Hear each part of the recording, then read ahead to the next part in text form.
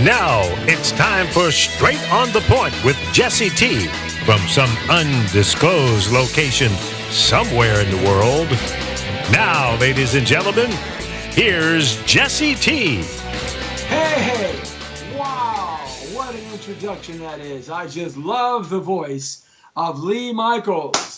Thank you very much, Lee Michaels. What a great voice he has. Thank you so much. So I appreciate wonderful. it. Yes. And I know You know something? my check is in the mail, right?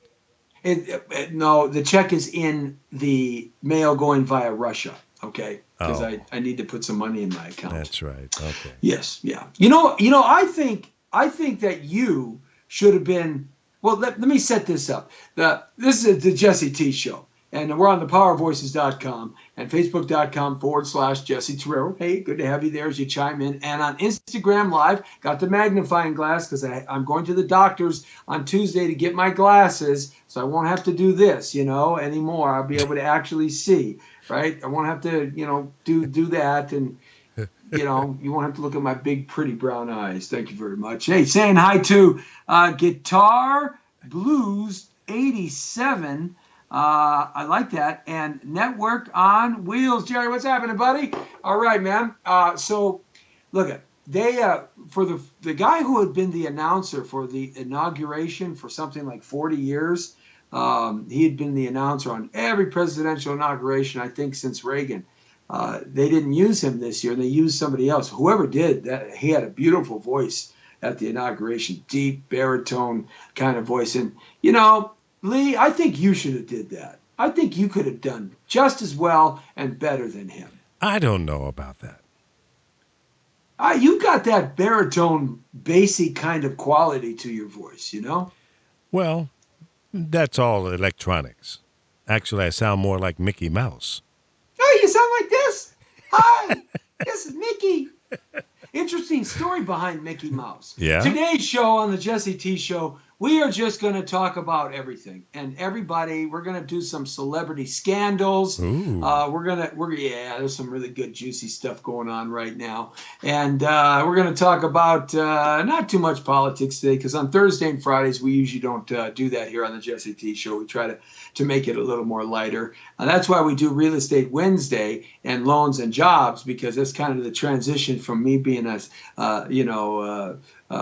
into left field, right field, upfield, downfield, inside and out on Monday and Tuesday. You never know what I'm going to talk about and say, and quite frankly, controversies and conspiracies and me just pointing the finger and ranting and raving because it's me, Jesse T, and I got to say what I say. As you enter the world according to Terrero, it's good to have you along and get straight on the point. But see, Thursday and Fridays, we like to lighten it up as we get closer to the weekend. Hey, so there's an interesting thing about Mickey Mouse and Walt Disney, and probably most everybody knows this story, but I don't think a lot of people know that Walt Disney, there's two stories, Lee. One was his relationship with, Art Linkletter. Art Linkletter. Now, Yeah? At one time, Art Linkletter was one of the very wealthiest media and TV tycoons in the country. He was as wealthy as some of the wealthiest ones are today during his time. And he made a lot of money in the real estate business because remember when Art Linkletter was around, that was way back in the 30s, 40s, 50s, and 60s. And in the 70s, he started to get, as an older man.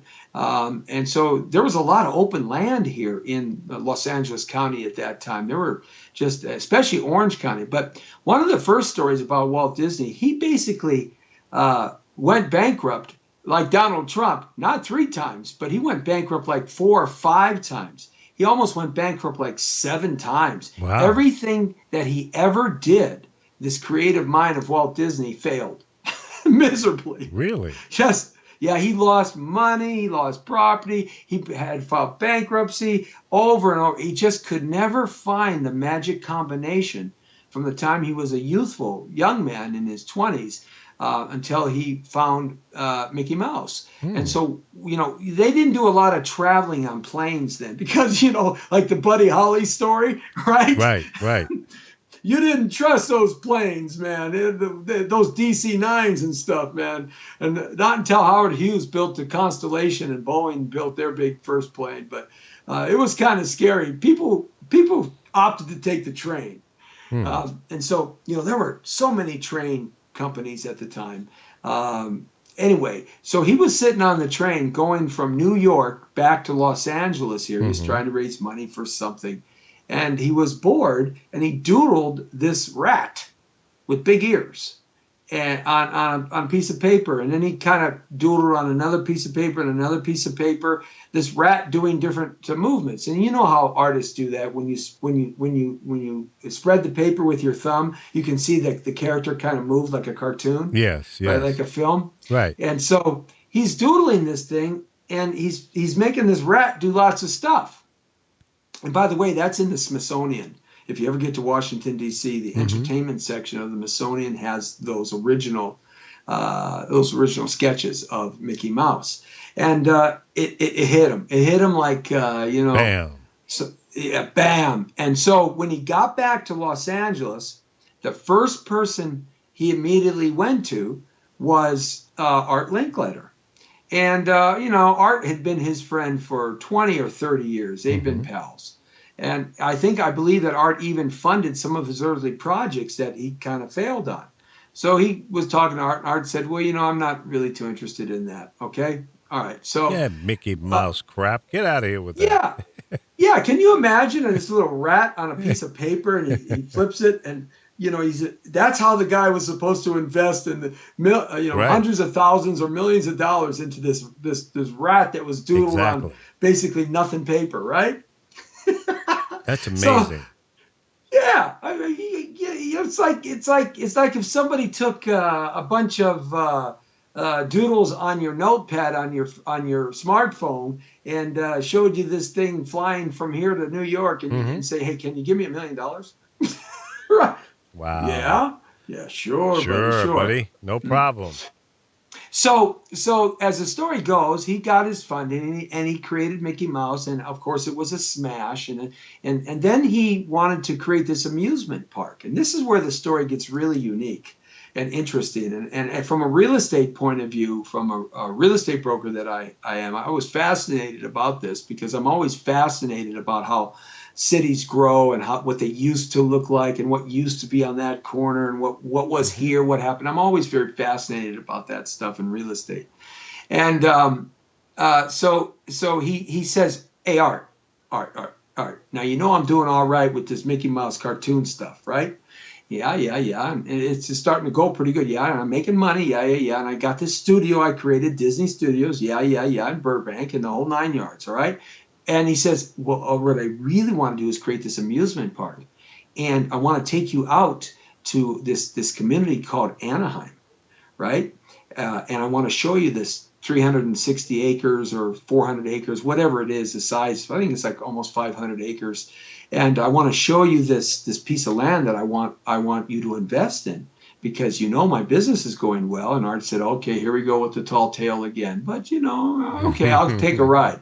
Now, remember, Lee, there were no freeways out there at this time. Right. You had to literally take, 2-lane highways. And Orange County, guys, here in Los Angeles was just strawberry fields and farms. That's all it was. Nothing, as far as you can see. I mean, the big 64 KFI Clear Channel radio station tower was there, but it was in the middle of a cow pasture and strawberry fields and orange groves. And is there a tower still out there? It's still there. They had Really? to replace that tower about 10 years ago. They had to take the whole tower down. Wow. And then they had to replace it. And it was really interesting. I went out there one day when they were taking the top tower portion of it down. Those guys climbing up there at 600 feet or whatever it was. Are you kidding me? No way. Not for me, buddy. I mean, I would climb up there, but I wouldn't be working up there. I would do it just to climb up there. That would be cool, man, because that tower sways. That would be like, wow, this is great, right? Forget about it. Working. No. I wouldn't go more than 50 feet up, and I'm done. You're done, huh? I'm done. I'm on my way back. Can you imagine the vertical climb and the kind of shape you got to be in to make that vertical climb? Yeah, that's nuts. I mean, that alone is a feat, to be in that kind of condition. I didn't know the tower was that far out. I thought they were in L.A. somewhere, in the L.A. area at least. Yeah, they're right It's in on the Anaheim. border that straddles Orange County and Los Angeles County. They're on this side of the border. You can Wow. catch it off the 5 freeway when you're going down the 5 freeway. Yeah. As you can see that big huge tower right there as you approach Anaheim Stadium. Okay. Kind of right in that. Well, it's actually before that some miles, but you'll see it. You can't miss it. It's the biggest tower in Los Angeles for an AM transmitter. So Wow. Clear Next time channel. You can hear it in Chicago on Yeah. a clear night. At Yeah. least you could then. Anyhow, so he takes Art Linkletter out here on this 3-hour, 2-hour excursion, country roads, going through farms, and he arrives at this big plot of land he wants Art Linkletter to invest in and buy.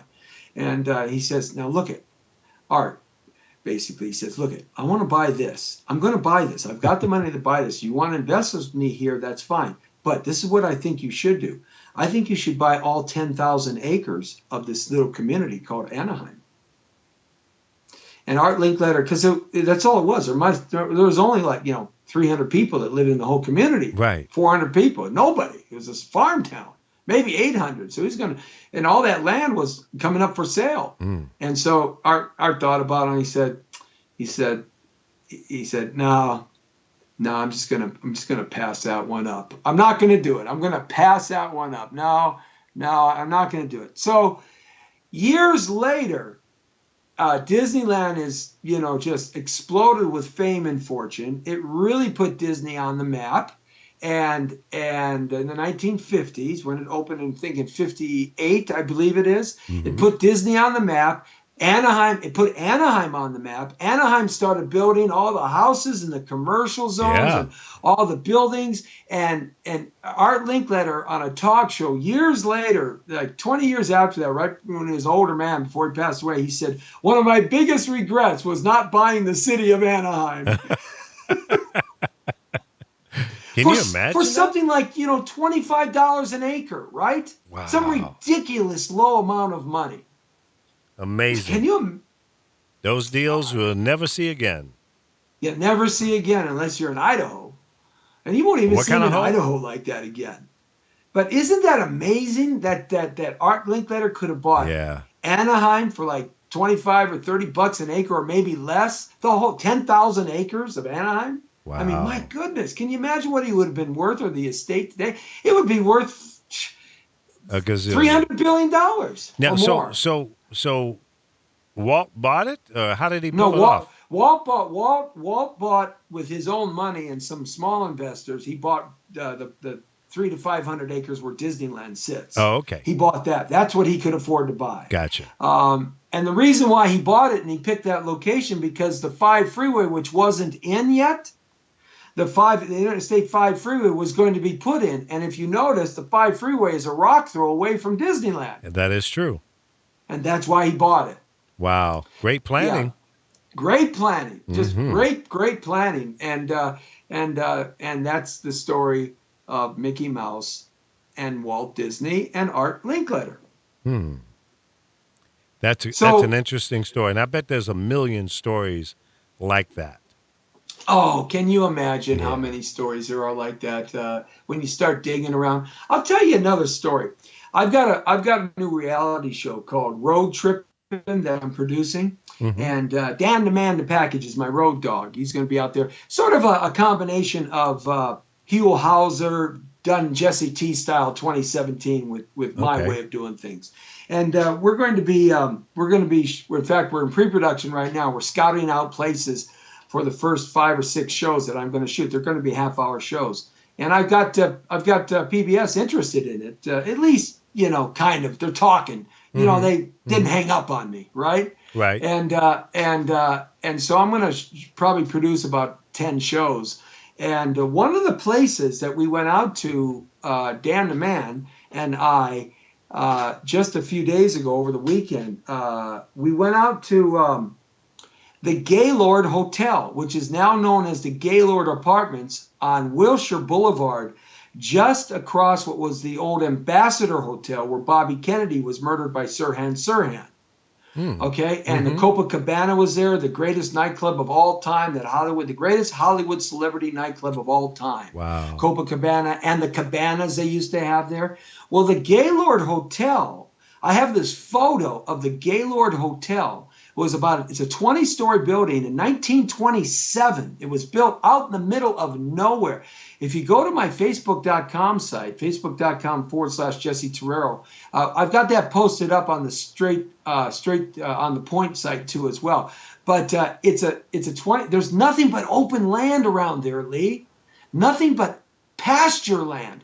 Across the street from the Gaylord Hotel is this giant open pasture where they eventually built one of the greatest hotels of all time, the Ambassador. Okay, and right on Wilshire Boulevard. So we're out there scouting it out, and the reason why we were there is because we wanted to go to see where the original Brown Derby was built on the corner of Wilshire Boulevard, just 50 feet, 100 feet away from the Gaylord Apartments, or now original Gaylord Hotel.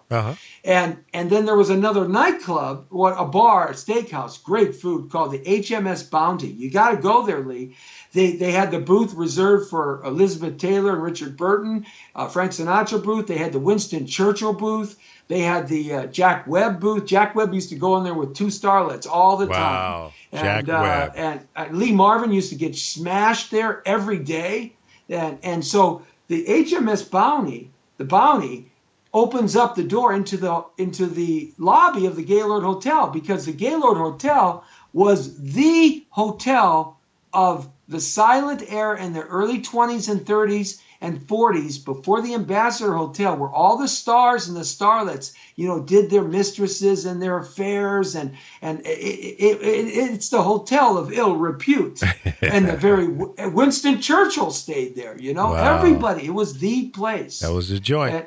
It was the joint, man. And they had, during Prohibition, it came in there right in Prohibition, and so they had some Prohibition activities going on there at the Gaylord Hotel. So I'm doing all this research now on the basic knowledge that I know about the Brown Derby, the Gaylord Hotel, and the Ambassador, Sirhan. And here's one of the interesting stories we're going to cover. Did you know, if the folks out there, some folks are just a little too young, they don't really know, maybe only in the history books of Bobby Kennedy, but you remember Bobby Kennedy, don't you, Lee? Oh, of course, absolutely. And would you say Bobby Kennedy was a pretty impactful, passionate guy about civil rights and things? Definitely. Yeah. What was your take on Bobby Kennedy? Well, the way I viewed him was that he was trying to carry on the legacy of his brother, who was the president, and take the whole movement to another level. He was an attorney, and he seemed very passionate about equal rights and fairness in America. Right. Yeah. That's what I remember. Almost passion to a fanaticism. Yeah. In a lot of ways. At least that's how they put him up in the history books and when you see documentaries about him. He was just, he never served as an attorney. He was the Attorney General of the United States of America under JFK. Right. He never served one day in court. Ever. Oh, really? I didn't know that. Never. When he became Attorney General, he was such a rookie. He was the rookie of all rookies. I mean, but he had a passion for civil rights, as JFK did, and he had a passion for cleaning up organized crime. Yep. And they did a lot, but then when LBJ became president, he was basically shut down, kicked out, forgotten, gone away. But he was the first one that went after, organized crime. So now that is where the Ambassador Hotel is, where he was murdered when his presidential bid, okay? Yeah. By Sirhan. Now, in the hands of Sirhan. Yeah, isn't that kooky? It is. The hands of Sirhan. Yeah. I mean, that is like, it's weird how history kind of puts itself together, isn't it? It's just, it's strange. You think it's almost like somebody has kind of put that piece together and we have to figure it out, right? Right. It's crazy. So Now, here's the interesting thing. Here's the connection between the ambassador. Now, there's so many stories I'm going to tell about Clark Gable and Charlie Chaplin and Mary Pickford during this show and the Brown Derby and all this. But just one of the stories, which I think is really significant during these rough political times that we're in right now, I don't think they're so rough, but, the rest of the country is rough. We're having a rough time. But the point is, Sirhan, right before he walked across the street to pull out his pistol and murder Bobby Kennedy as he came out of the kitchen and stood in this area to give his speech, and Rosie Greer was his bodyguard. Sirhan was pounding down the drinks at the Bounty across the street at the bar. Wow. Yeah. Wow. Now, was he an American citizen? I don't know. I'm going to do a lot of homework on this. I'm doing a lot of research. I assume he was, but he's. I think Sirhan is a Lebanese name. I'm not sure now. I don't know. I've never dumped into him too much other than what he did, and he pronounced his innocence and all the conspiracy theories and stuff. But I'll tell you something. My Mama T's graduation party from high school was at the Ambassador Hotel, the banquet, and that was when it was still standing. And so I scooted away, and I went and I did my history lesson. I went to the kitchen, and Jesse T. I just even at 17 years old, I'm still me. I'm investigating around the kitchen. The hotel's a still working hotel, and I'm looking for the bullet holes, the 5 bullet holes that Sirhan shot in his revolver, right? Right. And I'm looking for them, and I never found them. But I got waiters. Look, I'm like 16, 17 years old, because Mama T's a couple of years older than me. I just got myself in trouble. He was a Jordanian citizen. Jordanian. Yeah. Okay. Yeah. Okay. Was he ever an American citizen, or he just was an illegal immigrant? We've been having terrorist activity in this country for 100 years. No shot taken. What's new, right? Right. Exactly. Seriously, what's new in history, Lee? He's still Nothing. alive. Yeah. Yeah. He's in jail. 72 years old. Yeah. Yeah, Charlie Manson's supposed to die pretty soon. He's like on his last breaths. But anyhow, I didn't find the bullet holes, but in some later investigation report on TLC or whatever, they found all the little bullet holes that were covered up. And I said, I've been there. I was looking right there, and I didn't know it was that. But anyhow, so that's going to be like the one show of road tripping. So it's going to be a kind of a freewheeling, scripted kind of information. We're going to have historians and people that really know the good nitty gritty stories, and interview them and let them do all the talking, and I'm going to shut up. Yeah. I promise. Not going to talk. Sure. Hey, say hi to some more friends on Instagram Live. Got to say hi to Veronica Marchivo. What's happening, Veronica? And saying hi to that's somebody new, Casilla Santos. I like that name, Casilla Santos. That's a pretty name. Hey, did you hear about that guy who would rather be in jail than live with his wife the rest of his life? Did you hear what he did? You talking about me? What, you? Come on. No, I didn't hear about him. Come on. Who is this guy? This guy is a funny story. It's funny, but it's kind of sad. Yeah. But it's funny, and I think that at some point in time, all men who are married for a long period of time have felt this way. So, ladies, get ready to throw your tomatoes at facebook.com/Jesse Terrero, and on Instagram Live and the Power of Voices and AVTV Live Entertainment, and also YouTube Live, because I'm going to say some things here that is probably going to get our women marchers of 750,000 out in the parking lot of the Power of Voices. Yeah, we got a traffic jam out here. Already. That's right.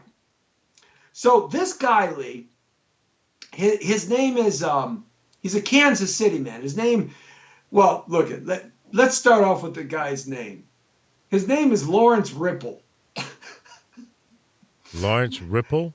Ripple, Ripple. He's 70 years old, but you know he got teased in life Oh, no doubt. with the last name of Ripple. Absolutely.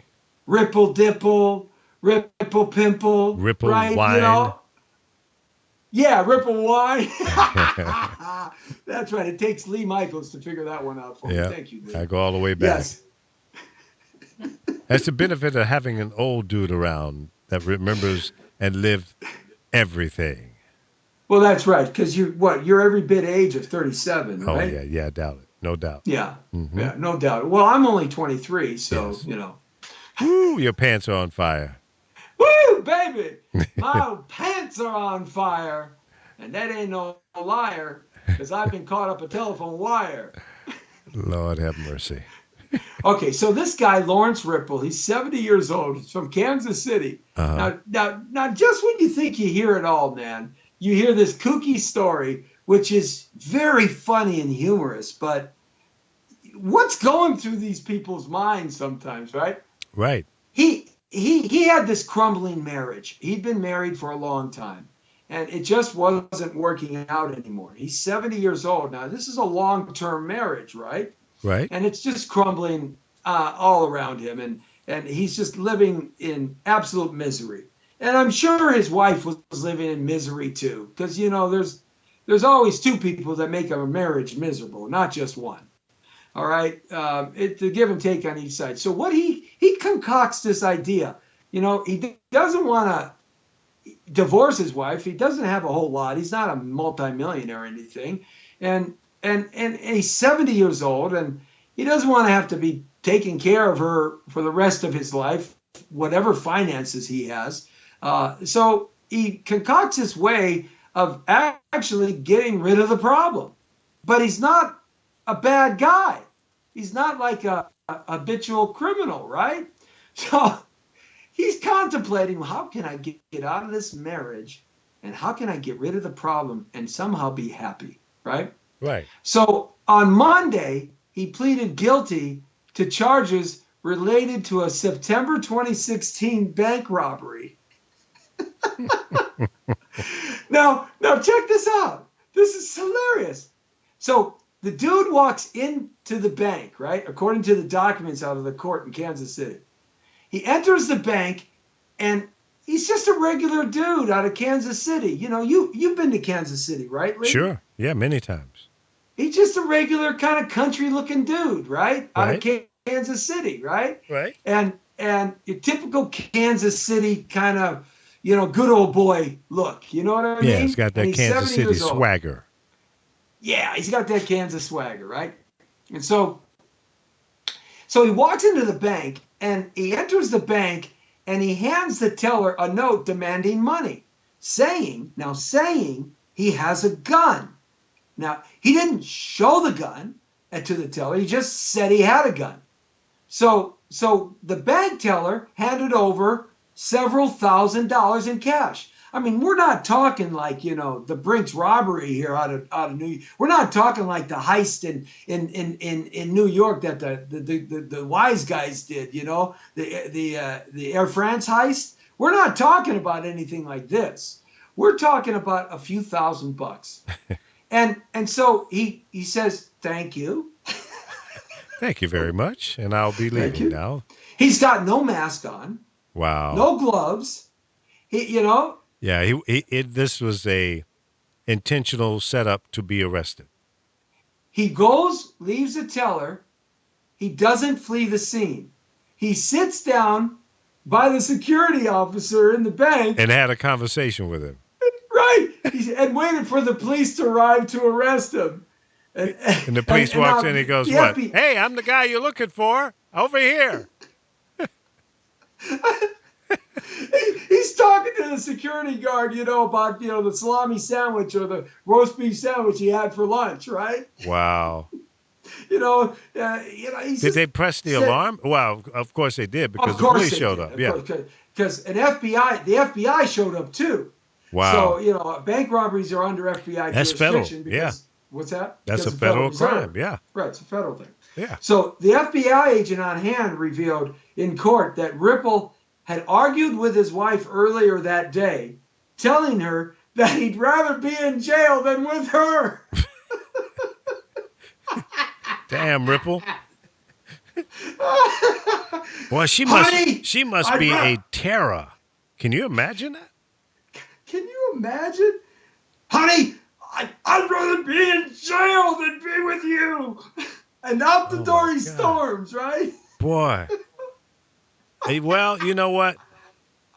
Maybe he's better off. Did they really lock him up and do the whole Well, check nine? it out. Check it out.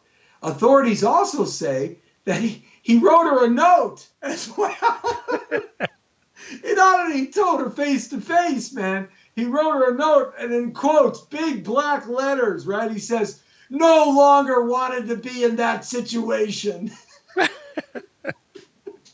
She must have been hell on wheels. Oh my goodness. She probably was one of those ones that were down there marching in Kansas City.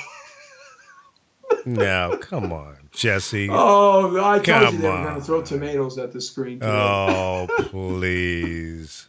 No. I don't know about you, but when I saw 750,000 people in downtown Los Angeles and they were all females, I was like a dog with a tail between his legs and a dog with his ears running back, running as fast as I could in the opposite direction.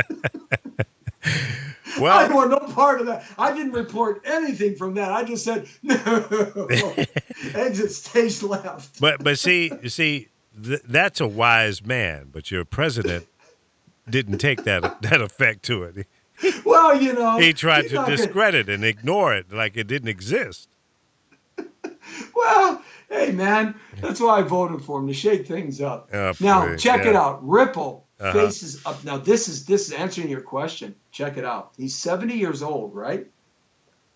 Well, I've often said that if I have nothing and I'm an old timer, right, and I have nothing, and I'm living a measly, rotten life, you know, on dog food and cheese sandwiches, right, and I got some ailments.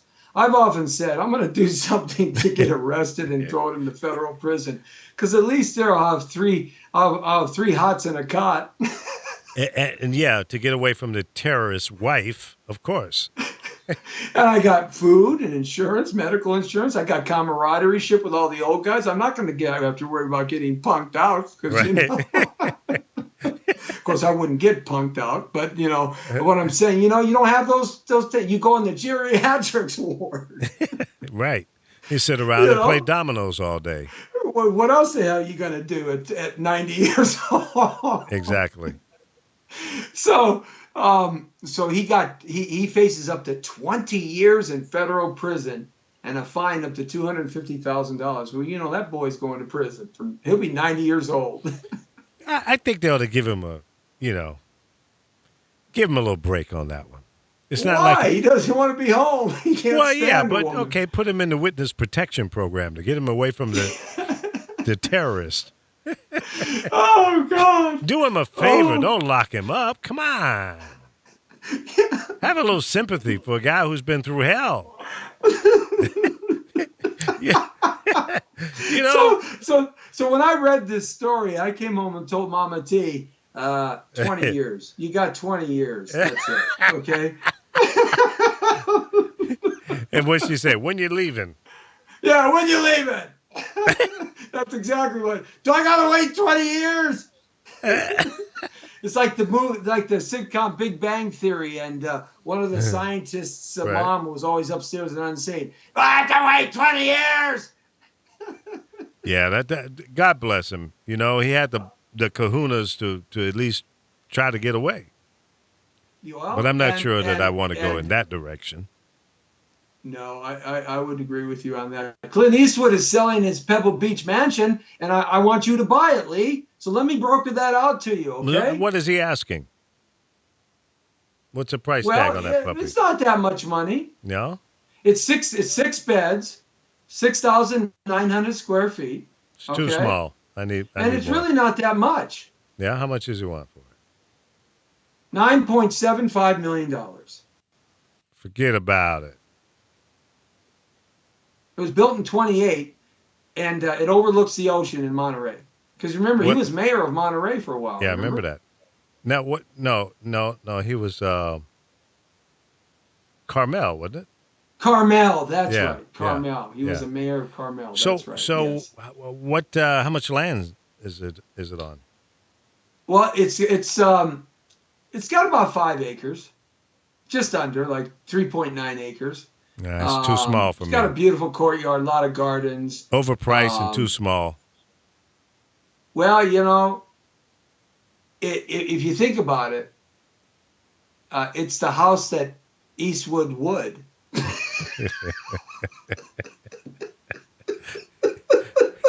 That's not that important to me. Okay, Well, that's not a selling factor. you don't want to know about Eastwood's wood? No, I have no interest in that. I was at a party and he was there, and I don't know why I thought he was much taller than he is. It's because all the actors are short little Little guys. runts, yeah. I They mean, all are. he was. Wesley Snipes is only like 5'8". Is that right? Yeah, I don't think I've met Wesley. yeah. But yeah, I was at a He's party on Melrose. not that big of a guy. What was the name of that restaurant? It was a record company had a party, and Oh, Eastwood showed up. was it oh, I don't know. Melrose has been so many things that have come and Yes, gone it on that has. street. It's a different street today than it was in the '90s. It really is. It's so dramatically different. Even then, it blows my mind. It's the Manhattanization of Hollywood Yeah, in a lot of ways. I like it. I think it's exciting. A lot of people don't. A lot of people are fighting that. They just they don't like the fact that Hollywood has become Manhattanized. well, everything changes. What do you think about Madonna and the crap she said? What's that? Everything changes and grows and What do you think about expands. Madonna? Well, Oh yeah, I think look you got to catch up. Lee, the city of Los Angeles and Hollywood and the epicenters of activity, they have to catch up. They were just downtrodden for so many decades, riding and on their laurels. yeah, I'm glad to see that the whole city itself in these areas is renovating itself, and the billionaires are coming in. Just as long as they keep the folklore and the mythology and stuff, and the old buildings and the historical stuff, Yeah. that's cool. What do you think about Madonna, man, and her opening up her big fat mouth? Well, I think she should have toned it down a bit. The line about her thoughts of blowing up the White House, I thought was a little much, but there are probably millions of people out there thinking the same thing. So I don't know. I don't think she needed to no go doubt. there. But you got to when you're a public figure like that, you've got to be cautious, at least cautious about what you think, even though she's not a hero. But you still got to be cautious. I mean, come on, really? There's no Yeah. reason for her to go to that extreme. I mean, if I stood up there and said I wanted to blow up the White House, Yeah, yeah, evil thoughts on a clean wall, that's it. yeah. I would be bringing you cigarettes in prison. I'd be joining my buddy in Kansas City. That's right. You certainly would. But Yeah, I don't think we need to go there. I certainly don't support violence and violent thoughts. Regardless of how I feel about our new president, I don't want to see him go through any harm or his family. No, you don't ever want to see that happen. Even though every president, though, has assassination attempts against them. Everyone has. Yeah. And they quash a lot of things that the general public doesn't hear about. Exactly. And that's you a good only thing. hear, We don't and that's need the way to it know should it all. be. Yeah. We don't need to know everything because Yeah. I think too much information also spawns other craziness. Absolutely. It does, because you have those crazies out there, the look-alike people, and all of that stuff. Mel Gibson. But before you leave you know, Madonna, though, while What's that? while I don't support what she said, I'm still waiting for the BJ that she promised everybody. you know something? I am too. I mean, that That was a, a wonderful thought for a second. I know you're trying to figure out how to come back on that one, right?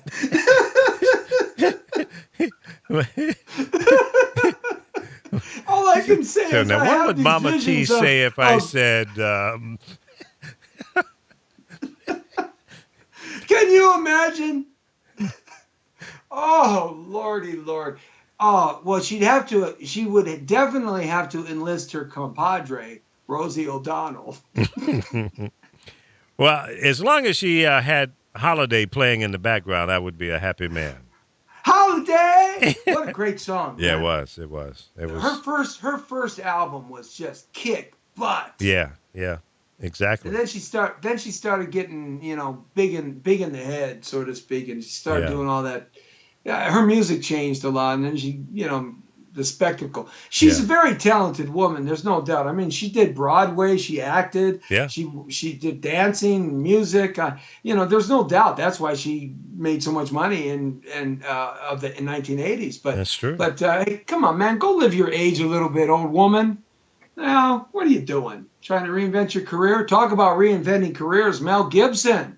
I love Mel Gibson. I think he was given the bad deal by Hollywood and the public about his ranting and raving during the tumultuous relationship he had with his wife and all those things. I think that they took it way out too far. I mean, he had a 10-year hiatus from being able to really do anything Hmm. special. But boy, he got his film Hacksaw Ridge is up for an Academy Award Good for this him. year. Yeah. Yeah, yeah. What a great movie. If you have a chance to see it, go check it out. It is a true story.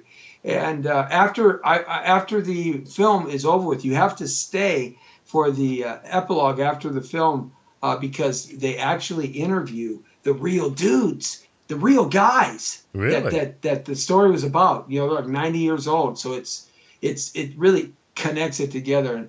But there's still a lot of fallout for Mel Gibson. I mean, Hollywood is still looking at him for his drunk driving incident and his ranting and raving on the telephone. I mean, we're talking 10 years ago, and they're still kind of upset that he got a standing ovation for Hacksaw Ridge. Many people at the Golden Globes, many people are upset that his film has been nominated for an Academy Award in Hollywood. These Hmm. Hollywood people, man, sometimes they're so weird and they're so silly in that respect. Mel Gibson is a great director, and I always thought he turned out to be a really terrific actor, in my opinion. I'm glad to see he's back on the scene. Yeah, I like Mel. He's a good guy. I like his Yeah, work. Yeah, I and do. and the thing I really like is that mountain man beard. I'm gonna grow one of those. Ah, okay. I would look, don't you think? That No, whole you had mountain man you had a beard look. beard when you came out of the hospital. You didn't look so. No, I was on my Didn't. way. I know, and Yeah. I didn't. That it's that beginning stage that you just can't I stand. can't get beyond the itch. You know, Yeah, the yeah. itching. It's just that's the thing that's always stopping me from getting that mountain man beer. Oh, check it out. You remember that chick Tequila? Remember her? She was at Reality World and Internet Oh yeah, uh, spectacular. yeah. I remember. Remember Sure. her? And Yeah. she had a baby and all that. And well, her Twitter account was just suspended by Twitter because she was doing Sieg Heil salutes. She was doing what? Hitler, Sieg Heil, Oh, oh, Hail Hitler, Heil Hitler. Sieg Heil. Really? Salutes on her photos on her Twitter account. Well, why would she do that? Because she's tequila. She's Tia Tequila. She's She thinks she nuts. can get In her other words. nuts. Yeah. Okay, I got it. What do you think? What do you think about Bill Cosby? I As he haven't heard fights to put anything. an end to his criminal prosecution, Bill Cosby is optimistic that he'll again entertain fans at some point in the future. Well, if he is cleared, I don't think I think he should be able to do that. Where there's smoke, there's fire. Now, we may not be able to ever find the fire, but where there's Hmm. smoke, there's fire. A lot of people are saying that was just a setup by NBC and their thugs because he was going to be the first African American to buy a major network and put the funds together. Mm-hmm. And when he couldn't do that at NBC, that's when his downfall actually started. And this is a culmination of that setup. What do you think about that? I have heard that, and I think that's a possibility that may have had something to do with it. I don't know if I can muster that one. And I'm a conspiratory guy, but I will tell you this: all of a sudden, all these women come out of the woodwork after all these years. Well, that's what of bothered me holding from, this so dear yeah. and close to them, right? I Right. mean, really, maybe one or two, okay, maybe a couple of them, okay, but all of a sudden this litany of females comes from every part of America. Well, see, that's when that happened. I said the same thing. So, like you said, where there's smoke, there's fire. But there's smoke and fire on both sides of the coin. Yeah, and when they You know what I start mean? seeing that, he was worth at one time almost $1 billion. Really? Yeah, he was. I read somewhere his wealth was something like $400 million or something like that. He was the basically the Oprah Winfrey of his time, especially when Yeah. it was Huxtable, right? Right. Yeah, I mean he ruled NBC, and I think that from the outside looking in, I think there was some shenanigans going on just because he's a celebrity Yeah. and they live that rock and roll lifestyle. And Uh, and there are always opportunists that are looking for something, and and I hate to say that some of these women put themselves in that position, and they did. I mean, because just like anybody else, you can say no to any invitation, or if you go out and look for an opportunity, and then you're presented with that opportunity, and you end up in someone's hotel room, and I mean, come on, how naive can you be? So I yeah, think I there's some mean, come responsibility and on, liability on the other side of the table too. I know I raised my daughter not to be that way. right? You know, I mean, you would think that nothing should be that some of these important. people would be raised correctly, but the lure of being near people who have power, control, celebrity, VIP status. For some people, it's overwhelming, and they will do anything That's to true. get close. Anything. But if you're going to do that, then don't be crybabying about it later. Yeah, I agree. I mean, you make that decision to participate in the act of skullduggery, then you gotta let it go and Yeah, roll. Don't look back. let it go, baby. Let it go. Jim Yeah. Carrey has fired back against a wrongful death lawsuit that blames him for his late girlfriend, Katharina White's fatal overdose last year. So he's fought back with a wrongful death lawsuit, and he's fighting back. And she died. And Carrey's 54 years old now. I didn't realize he was that old. I got a story about Jim Carrey. When I this is back in the 1980s when he was still on the sitcom that broke him. Of course, oh please come on, with the Wayans brothers. Come on, he played the fireman Joe, and why am I pulling a blank on this? It was really a cutting edge kind of variety comedic show. In Living Colors. In Living Colors. Remember that, In Living Colors? And so now Jim Carrey was looking to buy his first house when he just made it big with his first big paychecks in Living Colors. And I happened to be had an office in Shadow Hills, a lot of horse property there just adjacent to Burbank. And he came walking into the office one day, and I recognized him. I was at K-Day at the time, and we had done some stuff within Living Colors, promoting their show and stuff like that. And I said, "Hey, Jim Carrey." And he goes, "Yeah." I said, "What are you doing here?" He goes, "I'm looking to buy something." I said, "You like horse property then?" "Yeah." So I showed him around a bunch of horse property and a bunch of property, 3, 4, 5,000 square feet. And he was with his girlfriend at the time, and I can't quite remember who that was. That was in the 1980s. But he was really a quiet guy, very, very opposite what you think what you see him to be in his public persona. Privately, he was very quiet, well reserved, and didn't really, wasn't this bundle of fire and energy that made him so popular. So it's interesting how the opposites are when they're not in front of the camera. Yeah.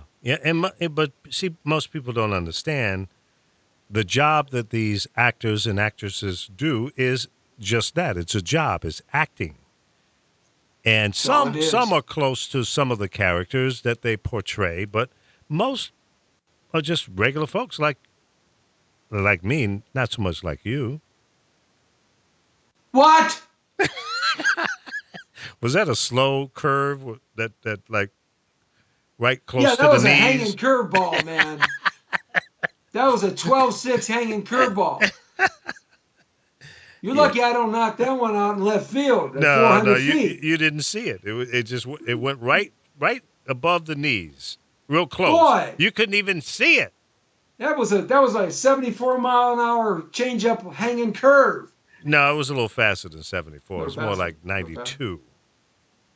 There's a cat right now that's about ready to get into the major leagues. They clocked him at 110 miles an hour on his fastball. That's screaming fast. 110 miles an hour. Can't hit it. In 60 feet, 6 inches. That's screaming. Gosh. I don't want to get hit by that one. See, every major leaguer can hit a 90, 91, 92, 95, 96 mile an hour fastball because they're used to seeing them.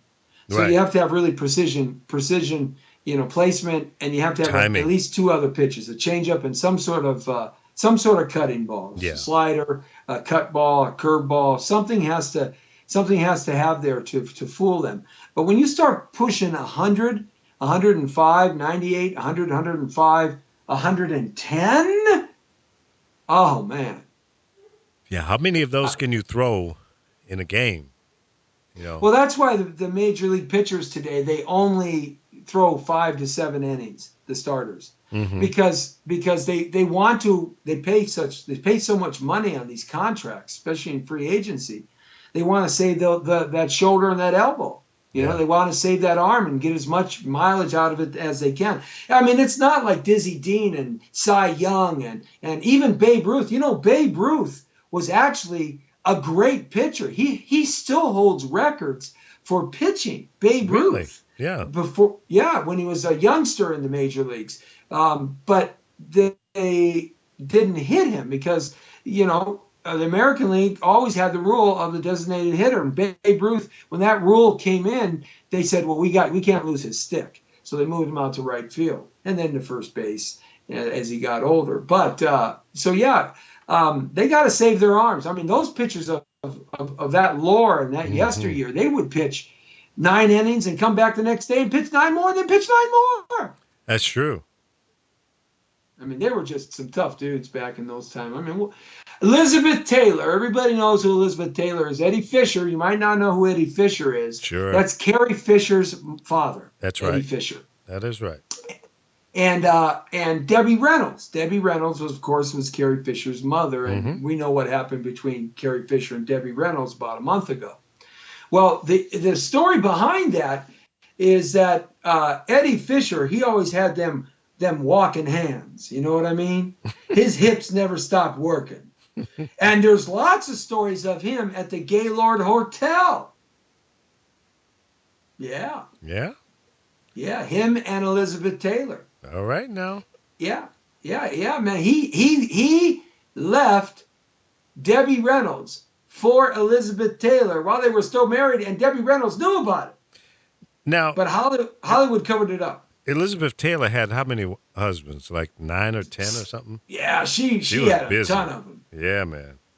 Yeah, but you see, in those days, you had to divorce and marry if you were a nymphomaniac. Oh, that was the Hollywood rule? Yeah, because what would happen would be that you would get labeled a certain way, Uh-huh. and if you got married, then you could do the wild thing, the do dang do, get that schlongy dong going, right? And then you could go cheat on your wife or your husband because they all did, and then divorce a year or two later and go have some fun with the new one Hmm. and marry that one. So the big controversy, that was one of Hollywood's first public scandals. Elizabeth Taylor stealing Eddie Fisher. And Eddie Fisher, he was a pop singer. He rivaled Frank Sinatra during those years. Yeah, Uh, exactly. yeah, he Didn't yeah, and quite he topple him, but he was up there. yeah, okay, Eddie Fisher couldn't change. When music changed into the 1950s, when the Beatles and Elvis and he wasn't an actor. Eddie wasn't an actor, and Frank Right. Sinatra crossed over. It was Ava Gardner who actually reinvented one of Frank Sinatra's careers. She was the one that got him on From Here to Eternity, the movie that Oh, resurrected Frank Sinatra's career and gave him the nomination for the Academy Award. she had a little juice, huh? Oh, Ava Gardner, she's fine. And she has stories that she did up there at the Gaylord Hotel. Mm.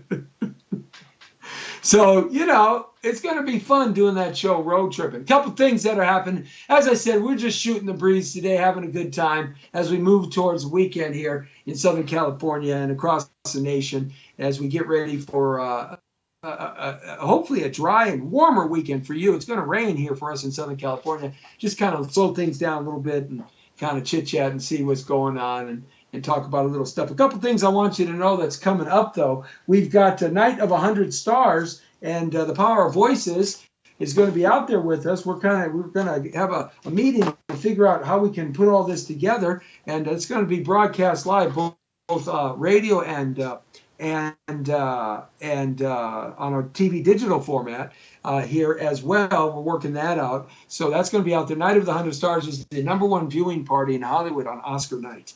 If you're not at the Oscars, and you're not at the Oscars because you're not getting an award or a award or anything, or not part of the ceremony.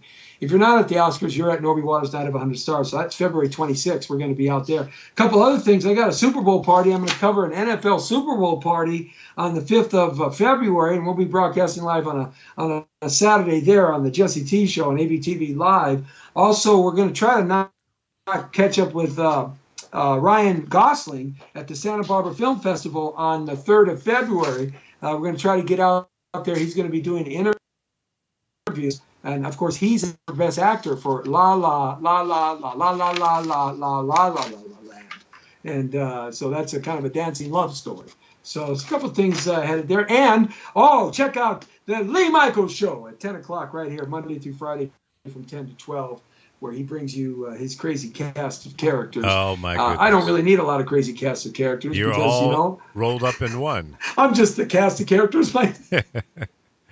Well, thank you for that little plug. I appreciate that. Do we have fun on the show? Hey, yeah, appreciate that. You don't have to. You just got to pay me my $52.5 that you owe me. Okay, come on. $52.5. Yeah, $52.5. And I got to pay a light bill, $52.55. Oh, okay. Well, maybe I can help you out with that. I thought you were saying 52,500. I think big, just buddy. $52. Yeah, I can handle that. I don't trust you, man. You're from New York, man. You're going to put a Vic on top of that. I don't trust you. I can handle $52.05. I can handle that. That's not a problem. That's all you need, Jesse. All right. You can count on me. That's all I need. Oh, thank you. You can count on me, bro. That. I got you. If you go past $60, so you're on your own. You're just like my art link letter. That's right. That's my role. All right, guys. Is it that time? That's the Jesse T Show for a Thursday. It's that time, man. It's bat time. Same bat, champ. What happened to the time? It just flew by. I'm overwhelmed that it's over. Man, I'm telling you, you and I got to do a morning show, right?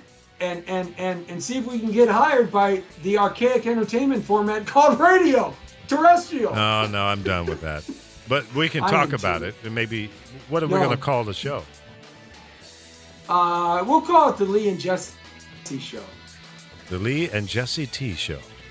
It does kind of Yeah, roll off the tongue pretty good. that's right. Yeah.